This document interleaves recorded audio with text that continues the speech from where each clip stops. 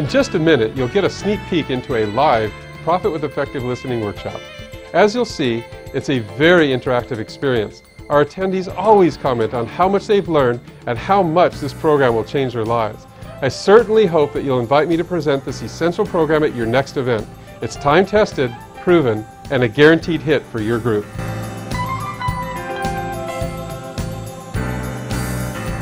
This is not going to be one of those kinds of workshops where you sit there and your palms and your cheekbones fuse together, so at the end you're like... How many of you have taken official learning techniques that include listening skills? True. Okay, look at the room. 1, 2 hands went up. Why do we have the hard time that we have listening? It'd be good to at least know why we're having a hard time.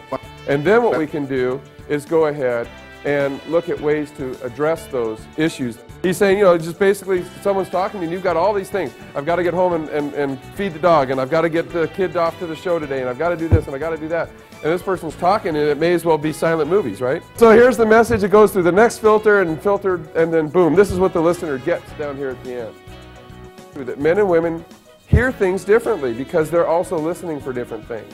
You are in the up phase, a good phase of a relationship. You're going to be more tuned into things that deal with relationships, aren't you? Because it's a real incredible thing for you right now. You're high in life. That means if people are talking to you and you've lost your grandma or your parent or something, your mind is on that, isn't it? And wasn't it? So now you're not listening to other things as well as you might. Before I ever walk into that situation, I'm going to tell myself, I need to use these skills. I need to be a good listener now. You have to be committed to it. You have to say to yourself, I'm going to do this. So when you get into that situation, you are there. Because you've already told yourself you're going to be there. It's like a self-fulfilling prophecy. All right. Remember those little dogs they had, the little fleecy dogs in the back of you put them on your deck in the back of the car and the head just go like this as you're driving, the little chihuahuas or whatever they were, you know, and it's driving along. And how many of you have ever been in a conversation where either you or your listener are doing this as you're speaking? Devote your full attention.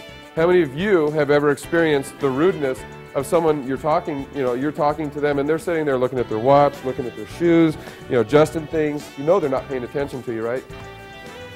Everybody go like this. Okay. Everybody touch your 2 fingertips together, please. Take your right finger, touch the top of your hip, forehead, eyebrows, nose, chin. Ah, I gotcha. How many of you touched this? What did I say? Now, what happened there? You were watching, not listening. Damn. Okay, so did you draw a conclusion? Yes. Ah, good. All right. In the earlier session, we asked not to draw a conclusion. She said there was a pattern. She figured it was just working my way down. So she prejudged, you see. She built a conclusion before the reality hit. Yeah, sometimes we focus in more on what we see than what we hear. Again, if I didn't have you try it, it would all be just, you know, theory at this point. But now you've actually tried it. It's simply things that you can do that help you become a more effective listener, which then will drive your success and your abilities to do business. Ladies and gentlemen, thank you very much.